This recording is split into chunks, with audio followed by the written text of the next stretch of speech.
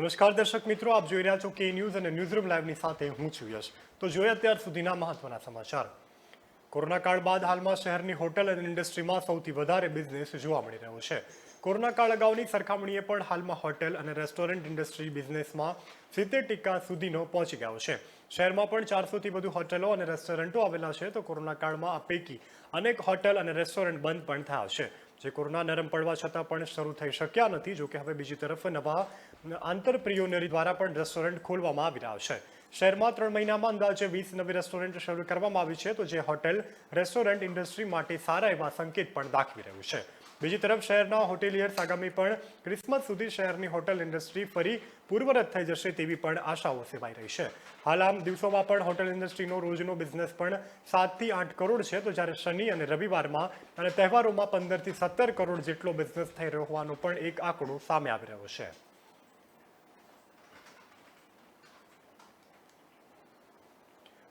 સુરત શહેર પોલીસ દ્વારા રવિવારે અડાજણના સંજીવ કુમાર ઓડિટોરિયમમાં પોલીસ ગૌરવ સમારોહનો કાર્યક્રમ રાખવામાં આવ્યો હતો, તો જેમાં રાજ્યના ગૃહમંત્રી હર્ષ સંઘવીએ કોરોનાના કપરાકાળ દરમિયાન પોલીસ જવાનોએ ખડેપગે રહી અને કરેલી કામગીરીને યાદ કરી હતી અને સૌ પોલીસ જવાનોને તેઓએ બિરદાવ્યા પણ હતા। આ સાથે ટ્રાફિક નિયમને તોડનાર વ્યક્તિ કોઈ રીઢો ગુનેગાર નથી, તેને જોડે માનવતાપૂર્વક વ્યવહાર વર્તન થવું જોઈએ તેવી પણ ટકોર તેઓના દ્વારા કરવામાં આવી છે। પોલીસ સ્ટેશનમાં સામાન્ય માનવી સાથે સારો સાલભાર વ્યવહાર થવો જોઈએ અને જરૂરિયાતથી લઈ અને રાજ્યમાં શાંતિ, સલામતી અને સુરક્ષા પણ ગુજરાતની પોલીસની આભાર વ્યક્ત કર્યો છે। ગુજરાતમાં 26,000 નવી પોલીસ ભરતીઓ પણ સંપૂર્ણ પારદર્શિતા સાથે કરાશે તેવું પણ હર્ષ સંઘવીએ પોતાના ઉદ્બોધન દરમિયાન વાત જણાવી છે।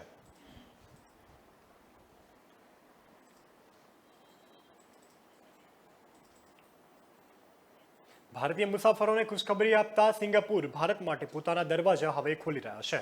સિંગાપુરના નાગરિક ઉડ્ડયન વિભાગ રવિવારે કહ્યું છે કે ભારત સાથે અમે પણ સિંગાપુર અને વેક્સિનેટેડ ટ્રાવેલ લિંક માટેથી 29 નવેમ્બરથી ફરવું શરૂ કરવા જઈ રહી છે, તો જેમાં મુંબઈ, દિલ્હી અને ચેન્નાઈથી રોજ 6 ફ્લાઇટ રવાના થવાની છે અને ભારત અને સિંગાપોરમાંથી શેડ્યુલ કોમર્શિયલ ફ્લાઇટો પણ ફરી શરૂ કરવામાં આવવાની છે।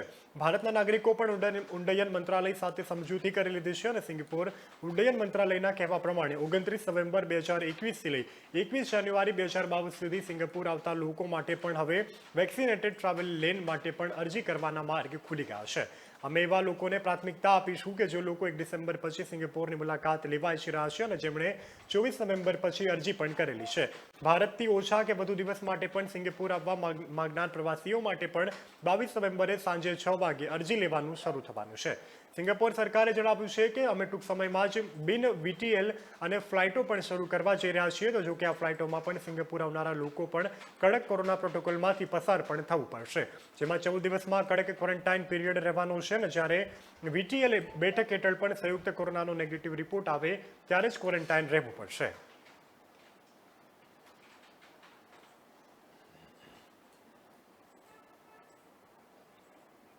રોહિતે ન્યૂઝીલેન્ડ સામે ત્રીજી T20 મેચમાં જીતી લીધી છે, તો બેટિંગ કરવાનો નિર્ણય પણ લેવામાં આવ્યો છે, તો જેમાં દીપક ચહારે છેલ્લી ઓવરમાં એવી સિક્સ મારી હતી કે ટ્રેડિંગ રૂમમાં પણ બેઠેલા કેપ્ટન રોહિત શર્માએ સેલ્યુટ પણ તેને આપ્યું છે। અત્રે ઉલ્લેખનીય છે કે ઇન્ડિયન ટીમે પણ વિસ્ફોટક શરૂઆત પછી મિડલ ઓવર્સમાં બેક ટુ બેક વિકેટ ગુમાવી હતી, તેમ છતાં પણ છેલ્લી ઓવરમાં દીપકની તોફાની બેટિંગની સહાયતાથી ટીમનો સ્કોર પણ 20 ઓવરમાં 184 રન પર સ્થિર રહ્યો છે। 19 ઓવર સુધી ઇન્ડિયા ટીમનો પણ સ્કોર 165થી લઈ અને 7 પર રહ્યો છે, તો કીવી કેપ્ટન સેન્ટર બોલિંગ કરવા માટે પણ એડમિન મિલરની પસંદગી કરવામાં આવી છે, તો તેવી ઓવર દરમિયાન દીપક ચહારે પણ પહેલા 2 બોલમાં 2 ચોગ્ગા મારી તોફાની બેટિંગ કરવાની ધમધમાટ શરૂ કર્યો હતો। આવી રીતે બેટિંગ કરતો જોઈ અને કોચિંગ સ્ટાફ સહિત ડ્રેસિંગ રૂમમાં પણ ખેલાડીઓ પ્રશંસા કરવા લાગ્યા હતા।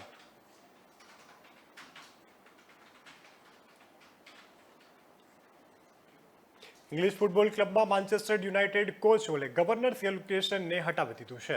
યુનાઇટેડે ગીગમાં કહ્યું છે કે પ્રદર્શન યથાવત રહેવાનું છે અને ટીમે પણ ગત 7 મેચમાંથી માત્ર એક જ મેચમાં જીત મેળવી છે। ઓલગરની કોચમાં પણ ટીમ વર્તમાન સિઝનમાં 12માંથી માત્ર 5 જ મેચ જીતી છે, તો યુનાઇટેડે શનિવારે પ્રીમિયમ લીગમાં 16મા ક્રમની વાનફોર્ડે પણ 4-1 હરાવી દીધી છે, તો યુનાઇટેડના મલિક ગ્લેઝર ફેમિલીએ આ મેચ બાદ માત્ર 2 કલાકમાં જ ઇમરજન્સી મીટિંગ બોલાવી હતી અને જેમાં એ મુદ્દે ચર્ચા પણ કરવામાં આવી છે। ગવર્નરે કોચ તરીકે યથાવત રાખવા જોઈએ નહીં અને તે પછી પણ ઓલે ગવર્નરે હટાવવાનો નિર્ણય પણ લેવાયો છે। આ ઉપરાંત તોલે ગવર્નરના ફાઇલમાં મેનેજમેન્ટ કરતી પણ મીટિંગનો ઉલ્લેખ કર્યો છે અને અગાઉ પણ તેઓએ એક એજન્ડા અપનાવવાની પણ વાતચીતને કરી છે. એવા અહેવાલો પણ સામે આવી રહ્યા છે કે ઓલ્ડ ટ્રુક્સમાંથી પણ ફિલિક્સ ડિરેક્ટર અને ડોરેન ક્લેચરે પણ વિલાયતી અને ચેલ્સી વિરુદ્ધ પણ આગામી 2 મેચ દરમિયાન વચગાળાના કોચ બનાવવામાં પણ આવી શકે છે. તો જોકે પછી પણ ફર્સ્ટ ટીમના કોચે પણ માઇકલ ટેરિકને કેર બનાવવામાં આવે તેવી પણ શક્યતા છે.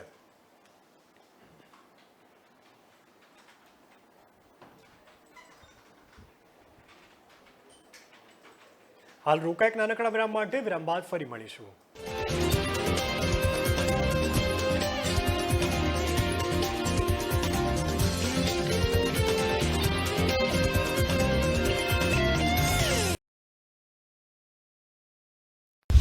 ખુશ ખબર, ચીકી અને અડદિયાની મોસમ કેમ છે? ગરમ કપડાનું બજાર અને રીંગણના ઓળાની રંગત કેમ છે? દેશની ખુશીઓની રાજધાની ગુજરાત જાણવા માંગે છે કે ગુજરાતમાં નવા ખુશ ખબર શું છે? તો આ રહ્યા ખુશ ખબર. વડાપ્રધાન શ્રી નરેન્દ્રભાઈ મોદીના ગુજરાતને નંબર 1 પર રહેવાની આદત જ પડી ગઈ છે. ભારતના વાણિજ્ય અને ઉદ્યોગ મંત્રાલયના લીડ્સ 2021માં ગુજરાતે સતત ત્રીજા વર્ષે આખા દેશમાં પ્રથમ સ્થાન મેળવ્યું છે. એટલે કે ધંધા, રોજગાર અને ઉદ્યોગો માટે સર્વશ્રેષ્ઠ ઇન્ફ્રાસ્ટ્રક્ચર અને સર્વશ્રેષ્ઠ પરિવહનની સુવિધાઓ છે ગુજરાતમાં. બીજા ખુશ ખબર, મુખ્યમંત્રી શ્રી ભૂપેન્દ્રભાઈ પટેલે શરૂ કરી છે નિરામય ગુજરાત યોજના, જેમાં 30 થી વધુ વયના 3 કરોડ જેટલા નાગરિકોની નિઃશુલ્ક આરોગ્ય તપાસ કરવામાં આવશે. સ્ક્રીનિંગથી સારવાર સુધીના આ અભિયાનમાં 8 પ્રકારના ગંભીર રોગોને કારણે થતા મૃત્યુનો દર ઘટશે.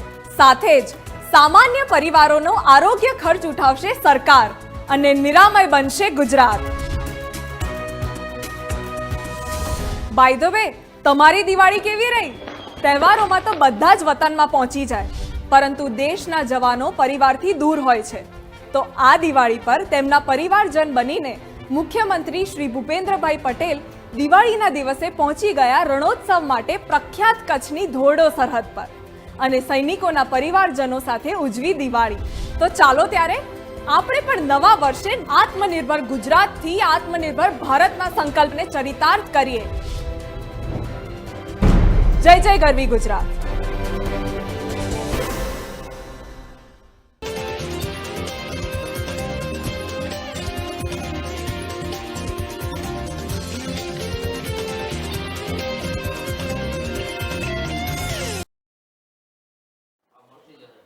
વિરામ બાદ આપનું સ્વાગત છે. જોઈએ સમાચાર આગળના. વાત કરીએ અમદાવાદની, તો અમદાવાદની શાળાઓમાં આજથી ધોરણ 1 થી 5ના વર્ગો ઓફલાઈન શિક્ષણથી શરૂ કરવામાં આવ્યા છે. આ પરિસ્થિતિમાં પણ શહેરમાં આવેલી 2474 જેટલી સરકારી અને ખાનગી શાળા પૈકી સૌથી વધુ શાળાઓમાં ફાયર એનઓસીનો અભાવ પણ જોવા મળી રહ્યો છે. સત્તાવાર સૂત્રોમાંથી જાણવા મળતી માહિતી મુજબ દિવાળી વેકેશન અગાઉ શહેરમાં 300થી વધુ શાળાઓને ફાયર એનઓસી કે ફાયર સિસ્ટમ ના હોવાને મામલે અંતિમ ક્લોઝર નોટિસ પણ આપવામાં આવી હતી. આવનારા સમયમાં પણ એનઓસી ધરાવનારી શાળાઓ સામે તંત્ર તરફથી કરવામાં આવનારી કાર્યવાહીનો ભોગ વિદ્યાર્થીઓ બને તેવી પણ સંભાવના છે. ફાયર સેફટી સાધનો કે એનઓસીના ધરાવતી શાળાઓ સામે પણ ફાયર સેફટી એન્ડ પ્રિવેન્શન એક્ટની જોગવાઈ મુજબ અમદાવાદના ફાયર વિભાગ તરફથી સરકારી તેમજ જિલ્લા શિક્ષણ અધિકારી હસ્તકની શાળાઓને પણ ફાયર એનઓસી મેળવી લેવા અંગે 2 થી વધુ વખત નોટિસ પણ આપવામાં આવી છે. તદુપરાંત પણ સ્પષ્ટપણે જણાવવામાં આવ્યું છે કે શાળાઓની ઇમારત 9 મીટર કે તેથી ઓછી છે તેવી શાળાઓને પણ સેલ્ફ ડિક્લેરેશન સર્ટિફિકેટ પણ આપવાની સાથે સાથે ફાયર સિસ્ટમ તો પણ ઇન્ફ્લુઅન્સ કરાવવાની પણ આવશ્યક રહેવાની છે. આમ છતાં પણ શાળાઓ તરફથી એનઓસી મેળવવા કે ફાયર સિસ્ટમ ઇન્સ્ટોલ કરવા અંગે કોઈ ગંભીરતા દાખવવામાં નથી આવતી. તો દિવાળી વેકેશન પહેલા 300થી વધુ શાળાઓને અંતિમ ક્લોઝર નોટિસ પણ આપવામાં આવી હતી. શાળાઓમાં નવા શૈક્ષણિક સત્રની શરૂઆત થઈ રહી છે. આ પરિસ્થિતિમાં ફાયર વિભાગ તરફથી ફાયર સિસ્ટમ ઇન્સ્ટોલ ન કરાય કે ફાયર એનઓસીની રિન્યુ નહીં કરવામાં આવે તો શાળાઓમાં પણ શિક્ષાત્મક કાર્યવાહી કરવામાં આવશે તે પણ બાબત સુનિશ્ચિત છે.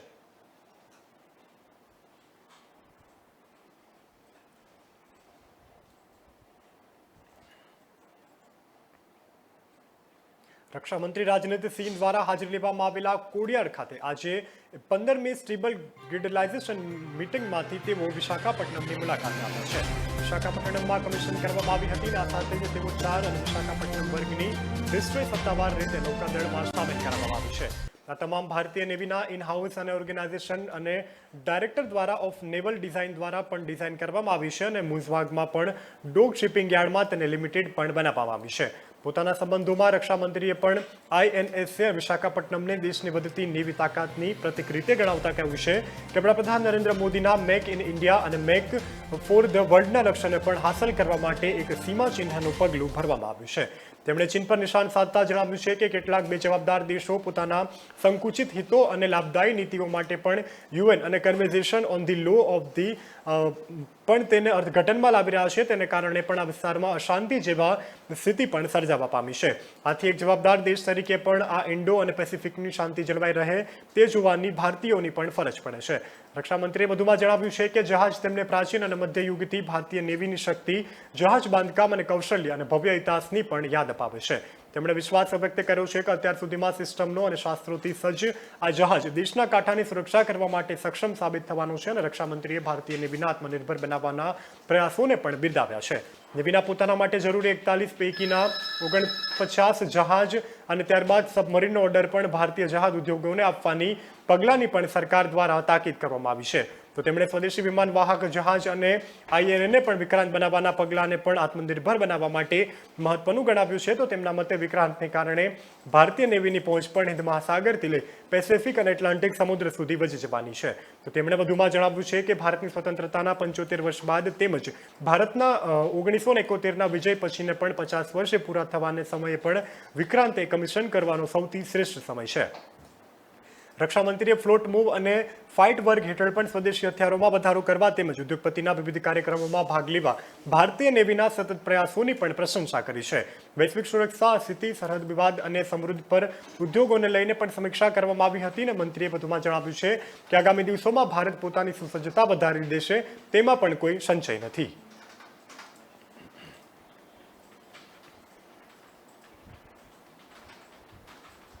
આખી દુનિયામાં મુસલમાનોનું ઠેકેદાર બનાવનાર પાકિસ્તાન ભલે ચીનની જીજીહાર કરી રહ્યો છે, પરંતુ હકીકત તો એ છે કે ડ્રેગન તેના દેશના ગુઈ મુસલમાનો પર આજે પણ અત્યાચાર ગુજારી રહ્યો છે. વાતે વાતે ઇસ્લામ ખતરે મેં હેનો હોબાળો મચાવનારા ઇસ્લામિક રાષ્ટ્રો પણ ઉદયગીરી મુસલમાનો પર ચીનના અત્યાચાર સામે ગુની પણ બની ગયા છે. ભલે ચીન મુસલમાનો પર અત્યાચાર ગુજારવાના અહેવાલને ફગાવતું હોય, પરંતુ એક યુટ્યુબ બ્લોગરના ગુપ્ત કેમેરામાંથી ઝડપાયેલા 19 મિનિટના વિડીયોમાં તેના અત્યાચારોનો પર્દાફાશ સામે આવ્યો છે. ચીનમાં એક કાર્યકરે ગુપ્ત રીતે શી જિનપિંગના પ્રાંતના નજરબંધ કેમ્પનો ખુલાસો કર્યો છે અને ગુવાન અને ત્યારબાદ ચીનના ઉર્મોચી શહેરમાં પણ એક પ્રવાસી બની અને પહોંચ્યા હતા. તો તેની બેગ પર એક ગુપ્ત કેમેરો લગાવવામાં આવ્યો હતો અને જેમાં તેણે ગુપ્ત રીતે કમ્યુનિસ્ટ સરકારના નજરબંધી કેમ્પોની સ્થિતિને પણ રેકોર્ડ કરી છે. સાહસિક કાર્યકરો તેના કમિશનમાં રીએજ્યુકેશન કેમ્પ અને ત્યારબાદ ડિટેન્શન સેન્ટર અને જેલોની દુનિયાની ચીનની જિનપિંગ સરકારના સૌથી ક્રૂર નેટવર્કનો પણ પર્દાફાશ કર્યો છે. ઇટાલી મેલના અહેવાલ મુજબ આ શિબિરમાં શી જિનપિંગ પ્રાંતમાં છે અને જ્યાં ચીન તરફથી મુસ્લિમ લઘુમતીઓ ખાસ કરી અને ઉઈગુર મુસલમાનો પર અત્યાચાર ગુજારવામાં આવી રહ્યા છે. એક અંદાજ મુજબ ચીનમાં આવા શિબિરોમાં અંદાજે 20 લાખ લોકોને નજરકેદ કરવામાં આવ્યા છે અને ગુવાના વિસ્તારમાં 2 વર્ષ સુધી ફરતો પણ રહ્યો છે. કેપ્ટન અંગે માહિતી એકત્ર કરી અને ત્યારબાદ આ વિડીયો ઓક્ટોબરમાં યુટ્યુબ પર અપલોડ કરવામાં આવ્યો છે, જેના જાણવા મળ્યું છે કે સ્કૂલોમાં પણ ઉઈગુર ભાષા પર પ્રતિબંધ પણ મૂકવામાં આવ્યો છે. તો શી જિનપિંગના વિદેશી પત્રકારો તપાસ કરતામાં પણ તે લોકોને અટકાવવામાં આવ્યા છે અને તેને કોઈપણ પ્રકારની ભણક ન લાગે તેની પણ આગવી તૈયારીઓ પણ તેના દ્વારા કરવામાં આવી છે. સૂત્રોચ્ચારના ગુંજનો પણ કરવામાં આવી રહ્યા છે અને તે શી જિનપિંગ જ પોતાના દેશમાં મુસલમાનો પર અત્યાચાર કરી રહ્યો છે તેવું પણ સ્પષ્ટપણે નજરે પડી રહ્યું છે. ભલે તે પાકિસ્તાનની તરફેણમાં અનેક વખત પોતાના વિવાદાસ્પદ નિવેદનો આપતું હોય, પરંતુ ચીનની હકીકત તો એ જ છે કે તે તેના દેશમાં વસતા મુસલમાનો પર ભારે જુલ્મ કરી રહ્યા છે.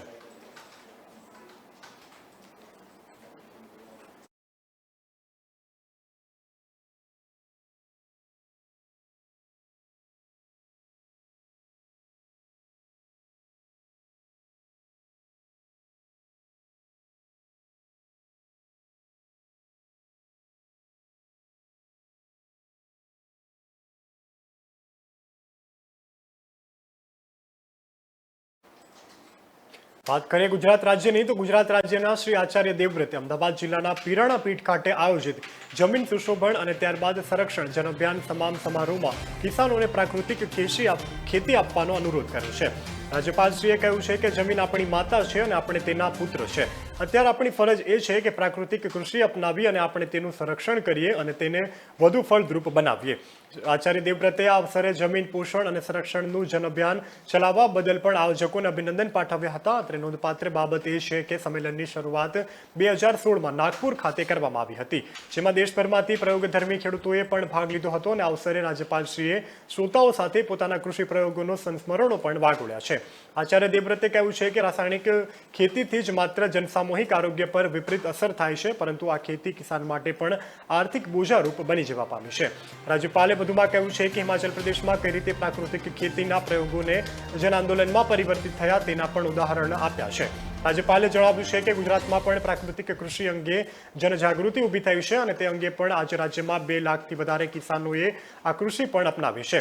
તેમણે આ પ્રસંગે ગુજરાત સરકારને ડાંગ જિલ્લાને પ્રાકૃતિક જિલ્લો ઘોષિત કર્યો છે અને તેમાં પણ વિશેષ તેઓ દ્વારા ઉલ્લેખ કરવામાં આવ્યો છે. આ સંમેલનમાં મહાનુભાવોએ ગોબર અને માટીથી બનાવેલી ગણેશજીની મૂર્તિ પ્રતિકવાદ રૂપે ભેટ આપવામાં આવી હતી અને આ સમારોહમાં પણ શ્રી ભાગોયાજી અને શ્રી જયરામસિંહજી પાટીદાર, પૂજ્ય સ્વામી કાળક સિદ્ધેશ્વરજી મહારાજ, ત્યારબાદ પૂજ્ય સ્વામી ભાવેશાનંદજી મહારાજ અને પૂજ્ય સ્વામી જ્ઞાનેશ્વર મહારાજ, મનોજભાઈ સોલંકી અને ડોક્ટર ગજાનન ડાંગો પણ ઉપસ્થિત રહ્યા હતા.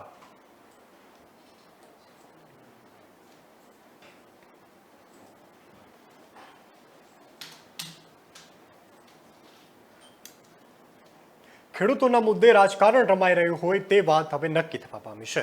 તાજેતરમાં જ સરકારે 3 કૃષિ કાયદા પાછા ખેંચ્યા છે અને ખેડૂતોએ કૃષિ કાયદા નહીં પરંતુ દર વર્ષે અતિવૃષ્ટિ, અનાવૃષ્ટિ તેમજ માવઠાને કારણે પાકોને મોટા પાયે નુકસાન પણ વેઠવામાં આવી રહ્યું છે.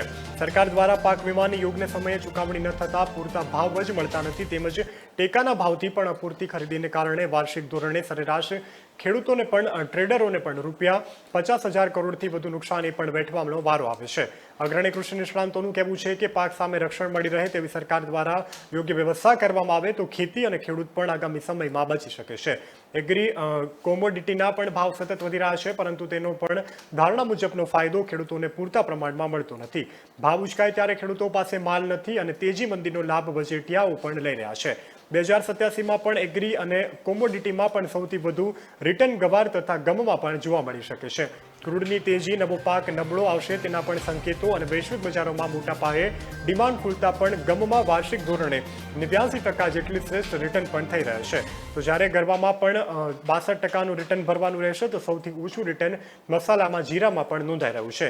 જીરામાં માત્ર 6% જ વાર્ષિક ધોરણે તેજી જોવા મળી રહી છે. તો આગામી 9 વર્ષમાં કપાસ, એરંડા, તેલીબિયાના પાકોમાં પણ તેજી જળવાઈ રહે તેવી સ્થિતિ છે. સંભાવના પણ એવી સામે આવી રહી છે કે 2020 અને 21 દરમિયાન એગ્રી અને કોમોડિટીના નિકાસમાં પણ શ્રેષ્ઠ પ્રદર્શન રહ્યું છે. તો છેલ્લા 3 વર્ષમાં 18થી લઈ અને $38.43 અબજ, 2018-19માં પણ $38.74 અને 2019-20માં $35.16 અબજ નિકાસ પણ સામે આવી છે.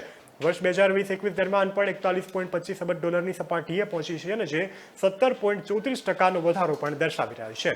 ગુજરાતમાં સૌથી વધુ નિકાસમાં કોટન, એરંડા, દિવેલ, સિંગદાણા, મસાલાના પાકો પણ મોખરી રહ્યા છે. હવે ગમે ત્યારે પણ ખેડૂતો માલ વેચી શકે તેવી જાહેરાતને પગલે ગુજરાતના ખેડૂત મંડળી દ્વારા પણ મહામારીમાં પણ વેચાનાર અને જાળવી રાખવામાં સક્ષમ બન્યા છે. તો જીરું, એરંડા, ધાણા, કઠોળ તથા કપાસ જેવા પાકોમાં પણ ખેડૂતો સાથે મળી અને ક્વોલિટી માલો નિકાસકારોને પણ સીધા નિકાસ વેરા પણ સામે આવ્યા છે. ગુજરાતમાંથી વાર્ષિક એફએફસીનું પણ રિટર્ન સામે આવી રહ્યું છે. તો તેને લઈ અને ભારતે પણ તાજેતરમાં ઓસ્ટ્રેલિયાના દાડમ માટે પણ બજારમાં પ્રવેશ મેળવ્યો છે. આર્જેન્ટિનામાં કેરી અને બાસમતી ચોખા, ઈરાનમાં ગાજરના બીજ અને ઉઝબેકિસ્તાનમાં પણ ઘઉંનો લોટ, બાસમતી ચોખા, કેરી, કેળા અને સોયાબીન ખોળ, ભૂટાનમાં પણ ટામેટા, ભીંડા, ડુંગળીનો પણ સમાવેશ થાય છે. એટલે હવે ભારત પણ પોતાની એગ્રીકલ્ચર આઇટમનો અન્ય દેશોને નિકાસ કરી રહી છે તેવું પણ સ્પષ્ટપણે સામે આવી રહ્યું છે.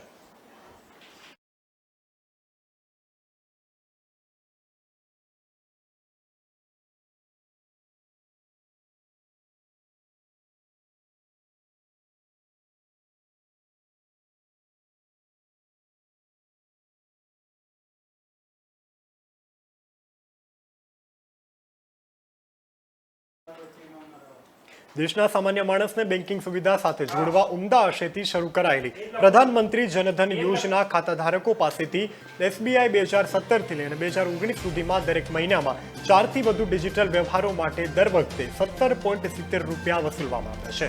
આ દરમિયાન બેંકે પણ આશરે 164 કરોડ રૂપિયાની કમાણી કરી છે અને આઈઆઈટીના બોમ્બેના રિપોર્ટમાં પણ આ વાતનો ખુલાસો કરવામાં આવ્યો છે. તેના અહેવાલ સૂચવી રહ્યા છે કે વસૂલાત વખતે પણ બેંકે જનધન ખાતા સાથે જોડાયેલા શરતોનું ઉલ્લંઘન કર્યું છે. એટલું જ નહીં પરંતુ તેમણે રિઝર્વ બેંક ઓફ ઇન્ડિયાના ધારણોને પણ તોડી પાડ્યા છે, જેમાં ખાતા સાથે નવી સેવાઓ ઉમેરવા માટે પણ વસૂલાત ચાર્જને રિઝનેબલ કરવામાં આવ્યું છે. તો ત્યારબાદ ન્યાયસંત રાખવાની ભલામણ પણ કરવામાં આવી છે. સરકારે યુપીઆઈ અને પેમેન્ટ્સને ફ્રી કરી દીધું છે. તો ત્યારે પણ ખબર પડી છે કે 1 જાન્યુઆરી 2020થી લઈ અને 6 એપ્રિલ 2020 અને 1 જુલાઈ 2020થી લઈ અને 14 સપ્ટેમ્બર 2020 દરમિયાન પણ એસબીઆઈમાં 222 કરોડ યુપીઆઈ ટ્રાન્ઝેક્શન પણ થયા છે. તો તેમાંથી 5.1 કરોડ ટ્રાન્ઝેક્શન પર ટ્રાન્ઝેક્શન દીઠ 17.70 રૂપિયાનો ચાર્જ પણ લગાવવામાં આવ્યો છે.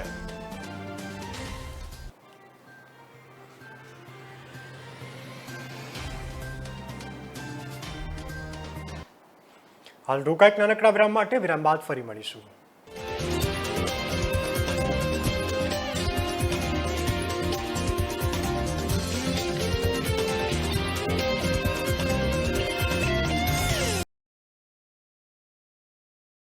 दस सेकंड में आप एक बिजनेस को एक ब्रांड में बदल सकते हो. कैसे?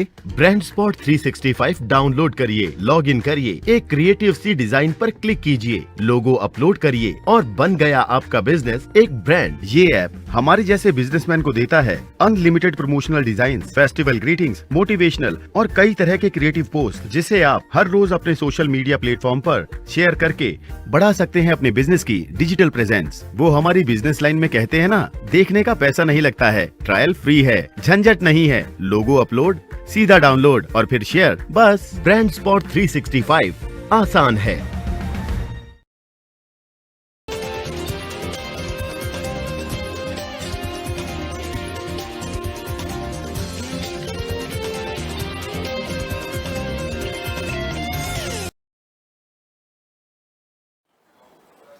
વિરામ બાદ આપનું સ્વાગત છે. હવે જોઈએ સમાચાર આગળના. ગુજરાતમાં કોરોનાના કેસની ગતિને બ્રેક લાગી ગઈ છે. તો છેલ્લા 24 કલાકમાં 22 નવા કેસ પણ સામે આવ્યા છે. જ્યારે એક પણ વ્યક્તિનું કોરોનાથી મૃત્યુ થયું નથી, તો તે પણ એક રાહતના સમાચાર છે. 6 દિવસમાં પ્રથમવાર કોરોનાના કેસોનો આંક 30થી નીચે નોંધાયો છે. તો છેલ્લા 24 કલાકની વાત કરવામાં આવે તો છેલ્લા 24 કલાકમાં વડોદરામાંથી સૌથી વધુ 8, અમદાવાદમાંથી અને રાજકોટમાંથી 4, સુરતમાંથી 3, વલસાડમાંથી 2 અને જ્યારે નર્મદામાંથી 1 નવા કેસ સામે આવ્યા છે. આમ કુલ મળી અને 6 જિલ્લામાંથી જ કોરોનાના નવા કેસ નોંધાયા છે. તો આ સાથે જ રાજ્યમાં કોરોનાના કુલ કેસ પણ હવે 8,27,206 પર સ્થિર રહ્યા છે. છેલ્લા 24 કલાકમાં વધુ 35 દર્દી કોરોનાથી સાજા થયા છે. તો અત્યાર સુધીમાં કુલ 8,16,805 દર્દી કોરોનાને પણ માત આપી અને ઘરે પરત ફર્યા છે. તો રિકવરી રેટ પણ 98.74% પર સ્થિર રહ્યો છે. તો રાજ્યમાં હાલ 310 એક્ટિવ કેસ પણ સરકારી ઝોપડે નોંધાઈ રહ્યા છે. 3 દર્દી હાલ વેન્ટિલેટર પર છે. તો અમદાવાદમાં 119, વડોદરામાં 58, વલસાડમાં 29, સુરતમાં 28 અને સૌથી વધુ એક્ટિવ કેસ ધરાવતા જિલ્લા પણ હાલ દર્શાવાઈ રહ્યા છે. વાત કરીએ રવિવારની, તો રવિવારે પણ 1,26,420ને કોરોના વેક્સિન પણ આપવામાં આવી છે. આ સાથે કુલ વેક્સિનેશન ડોઝ પણ હવે 7.71 કરોડને પાર પહોંચી ગયા છે.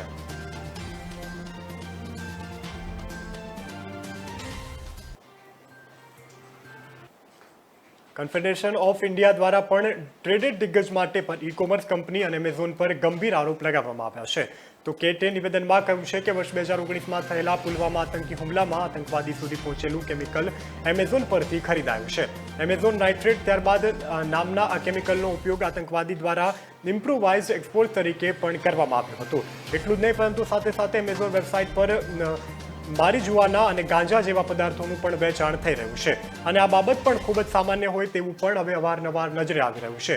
સીઆરપીએફના જવાનો પણ તેમાં શહીદ થયા હતા અને આ હુમલાની તપાસ કરી રહેલી નેવી ઇન્વેસ્ટિગેશનમાં પણ આ વાત સામે આવી છે.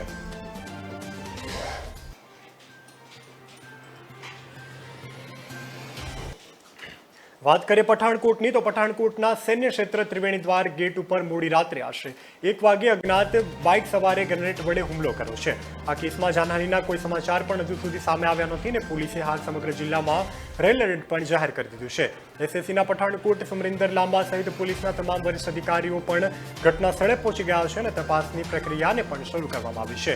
તે સિવાય સૈન્ય ક્ષેત્રની આસપાસના સીસીટીવી ફૂટેજની પણ મદદથી માહિતી મેળવવામાં આવી રહી છે. અને મળતી માહિતી મુજબ રવિવારે મોડી રાત્રે પઠાણકોટના કઠવાલા પુલથી પણ ધીરા જવાનના સુરક્ષા દરમિયાન પણ આ સેનાના ત્રિવેણી સંગમ દ્વારા મોટરસાયકલ પર ગ્રેનેડ હુમલો કરવાનું પણ માહિતી સામે આવી રહી છે.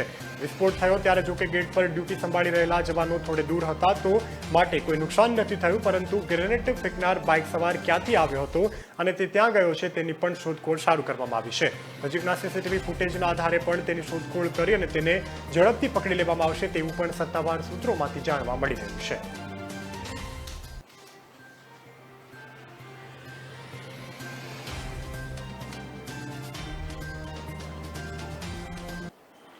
રાજસ્થાનમાં કોંગ્રેસમાં આખરે આજે ગેહલોત સરકારનું પુનઃ રચના થવા જઈ રહી છે. રાજસ્થાનમાં રાજ્યપાલ કલરાજ મિશ્રાએ કોંગ્રેસ ધારાસભ્ય મહેન્દ્રસિંહ ગોહિલ, માલવ્યા અને રામપાલ જાટ, મહેશ જોશી અને વિશ્વેન્દ્રસિંહ સહિત છેલ્લા 15 ધારાસભ્યોને મંત્રી પદથી શપથ અપાવી અને નવા મંત્રીમંડળમાં સચિન પાયલટના મંત્રીઓને સ્થાન આપવાનો પ્રયત્ન કરવામાં આવ્યો છે. આમાંથી 11 અને કેબિનેટ મંત્રી તરીકે શપથ આપવામાં આવ્યા છે, જ્યારે 4ને નવા રાજ્યમંત્રી પદને પણ આપવામાં આવ્યા છે. કોંગ્રેસના મંત્રીમંડળ પુનઃરચના ગેહલોત અને પાયલટ જૂથની વચ્ચે સંતુલન સાધવાનો પ્રયત્ન કરવામાં આવ્યો છે અને હિસાબથી ધારાસભ્યોને મંત્રીપદ પણ આપવામાં આવ્યા છે. છેલ્લા 4 દલિત ધારાસભ્યોને પણ મંત્રીમંડળમાં સ્થાન આપવામાં આવ્યું છે અને જયપુરમાં થયેલા શપથ ગ્રહણ સમારોહમાં પણ રમેશ મીણા, મમતા ભૂપેશ બેરૈયા, ભજનલાલ જાટવા અને ટીકારામ જુલીથી લઈ રાજસ્થાન સરકારમાં કેબિનેટ મંત્રી તરીકે પણ શપથ લેવડાવ્યા છે. આ સિવાય પણ ગોવિંદરામ મેઘવાલ અને શકુંતલા રાવતે પણ રાજસ્થાન સરકારમાં કેબિનેટ મંત્રી તરીકે શપથ ગ્રહણ કર્યા છે. બૃજેન્દ્રસિંહ ઓલા પણ મુરારીલાલ મીણાએ પણ કેબિનેટમાં રાજ્યપાલ મંત્રી તરીકે શપથ ગ્રહણ કર્યા છે અને તે લોકોને ગોપનીય શપથ પણ લેવડાવવામાં આવ્યા છે. રાજનાથ સરકારમાં પણ મહિલાઓને 3 મંત્રી બનાવવામાં આવ્યા છે અને નવા મંત્રીમંડળની રચના પર મુખ્યમંત્રી અશોક ગેહલોતે ટ્વીટ કરી અને નવા મંત્રીઓને શુભકામના પણ પાઠવી છે. ટ્વિટરમાં તેઓએ કહ્યું છે કે રાજસ્થાન સરકારમાં મંત્રી તરીકે શપથ લેનાર તમામ નવા મંત્રીઓને હું શુભકામના પાઠવું છું. છેલ્લા 35 દિવસમાં અમારી સરકારે પ્રદેશને સંવેદનશીલ, પારદર્શી અને જવાબદાર સુશાસન અપનાવ્યું છે અને તમામ વિપરીત પરિસ્થિતિઓ હોવા છતાં પણ અમારી સરકારે પ્રદેશને વિકાસના પથ પર આગળ વધાર્યું છે.